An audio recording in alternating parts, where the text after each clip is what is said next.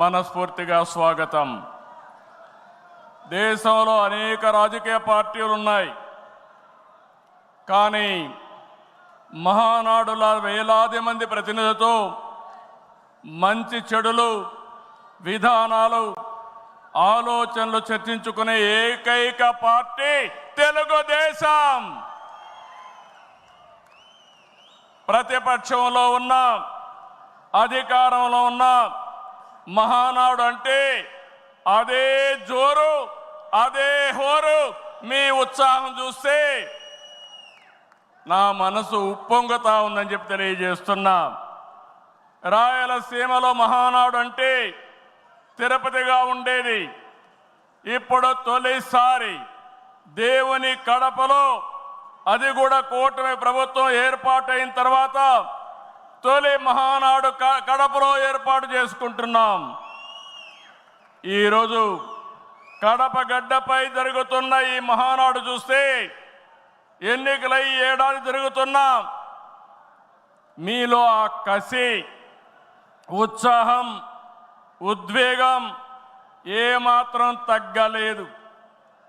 నేను చాలా మహానాడు చూశాను. దగ్గర మనం చూస్తే 34 మహానాడులు మనం జరుపుకున్నాం.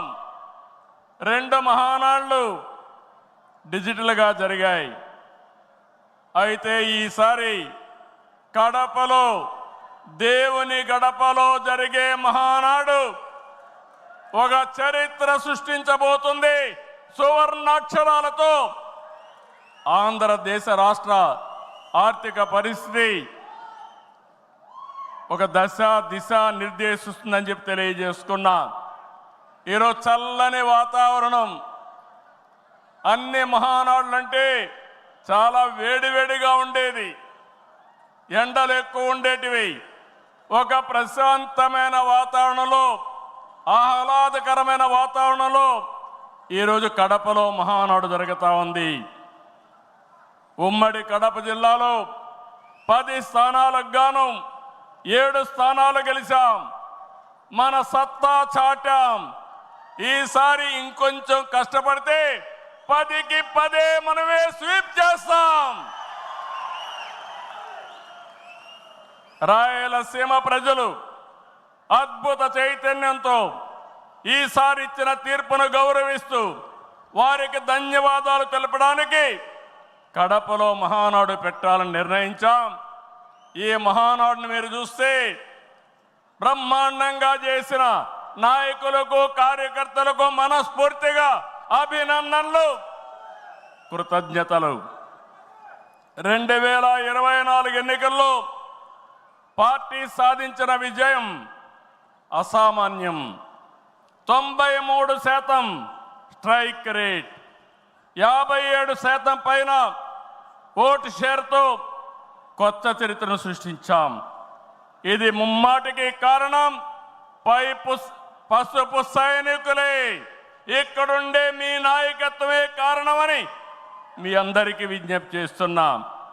మీరు చేసిన పోరాటాలే నేటి అధికారం, మీ త్యాగాలే నేటి ఈ స్థానం. ఇది కాకుండా సమయానుకూలం మనం ఎప్పటికప్పుడు స్ట్రాటజీ కూడా ఆలోచించినప్పుడు జనసేన, బీజేపీ పొత్తు పెట్టుకుని ఎన్డీఏ ఏర్పాటు చేసుకున్నాం. దానివల్ల కూడా ఈరోజు ఈ మహా విజయానికి దోహదం చేశాయని చెప్పి విజ్ఞప్తి చేస్తున్నాం. ఏమీ ఆశించకుండా దశాబ్దాలుగా ప్రతి గ్రామంలో జెండా మోస్తున్న కార్యకర్తల వలనే మనం ఇక్కడున్నాం. నేనే కాదు, ప్రతి ఎమ్మెల్యే, ప్రతి ఎంపీ, ప్రతి మంత్రి గుర్తించుకోవాలి. 43 ఏళ్ల ప్రస్థానంలో దేశంలో ఏ పార్టీ ఎదుర్కొన్నటువంటి సంక్షోభాలు పార్టీ ఎదుర్కొన్నాం. అయితే పార్టీ పని అయిపోయిందని మాట్లాడిన వాళ్ళు వాళ్ళ పని అయిపోయింది తప్ప పార్టీ మాత్రం ఎప్పుడు ఎక్కడ తిరిగి చూడలేదు. తెలుగుదేశం జెండా రెపరెపలాడుతూనే ఉంటుంది. నాటి ఎన్టీఆర్ చేతిన్న రథం, నేను చేసిన వస్తున్న మీకోసం పాదయాత్ర, ఎన్నికల ముందు లోకేష్ చేసిన యువగళం వరకు కార్యకర్తల్లో అదే పోరాట స్ఫూర్తి. పాలనంటే హత్య రాజకీయాలు, కక్ష సాధింపులు, వేధింపులు, తప్పుడు కేసులని మార్చేశారు గత ప్రభుత్వం. విధ్వంస పాలనతో రాష్ట్రాన్ని సర్వనాశనం చేశారు. దీన్ని ప్రశ్నించిన తెలుగుదేశం కార్యకర్తల్ని, నాయకుల్ని ప్రాణాలు తీశారు, వేటాడారు, వెంటాడారు, అక్రమ కేసులు పెట్టి అరెస్టులు చేశారు. కానీ ఒక్క వ్యక్తి కూడా ఎత్తిన జెండా దించకుండా పోరాటం చేసిన మిమ్మల్ని మనస్ఫూర్తిగా అభినందిస్తున్నా. ప్రశ్నించే వారి గొంతు నొక్కడానికి గ్రామస్థాయి నేతల గొంతులు కోశారు. మన పసుపు సింహం, మన చంద్రయ్య పీకగోస్తుంటే కూడా జై తెలుగుదేశం అని ప్రాణం వదిలిపెట్టాడు. అది మనందరికీ స్ఫూర్తి. ఆ స్ఫూర్తే ఈ పార్టీని నడిపిస్తుందని చెప్పి కూడా నేను మీకు తెలియజేస్తున్నా. ఇది ఒక్క ఉదాహరణ మాత్రమే.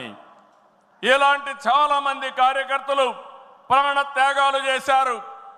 ఆశయ సాధన కోసం రాజీ లేని పోరాటాలు చేశారు. వారి స్ఫూర్తి తెలుగుదేశంలో శాశ్వతంగా ఉంటుందని చెప్పి కూడా నేను మీకు తెలియజేస్తున్నా.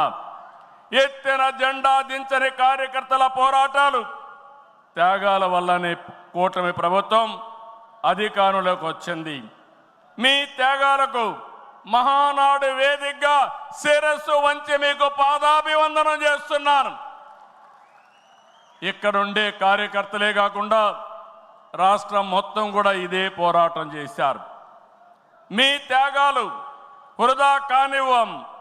కార్యకర్తల కష్టానికి గౌరవం, గుర్తింపు ఇస్తాం, సంక్షేమం చూపిస్తాం.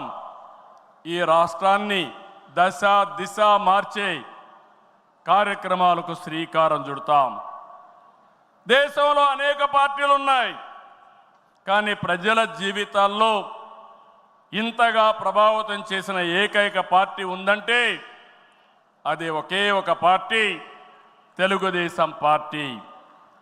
తెలుగు జాతి సంక్షేమం, అభివృద్ధి మాత్రమే అజెండాగా 43 ఏళ్ల టీడీపీ ప్రస్థానం సాగుతుంది. అటు తెలంగాణ నుంచి ఇటు ఉత్తరాంధ్ర వరకు అభివృద్ధి అంటే తెలుగుదేశం పార్టీ ఆవిర్భావానికి ముందు తర్వాతను చూడాల్సిన అవసరం ఉంది. ఇది చరిత్ర చెప్పిన వాస్తవం. సంక్షేమం, సంస్కరణలు, అభివృద్ధి, ప్రతిదానికి టీడీపీనే ఒక ట్రెండ్ సెట్టర్. టీడీపీ పాలనే ఒక బ్రాండ్ అంబాసిడర్. ఒకసారి చరిత్ర మనం చూస్తే పటేల్ పట్వారీ వ్యవస్థ రద్దు నుంచి ఆడబిడ్డల ఆస్తి హక్కు వరకు, బాలికా విద్యకు ప్రోత్సాహం నుంచి ప్రత్యేక మహిళా యూనివర్సిటీ వరకు, లోటు కరెంటు నుంచి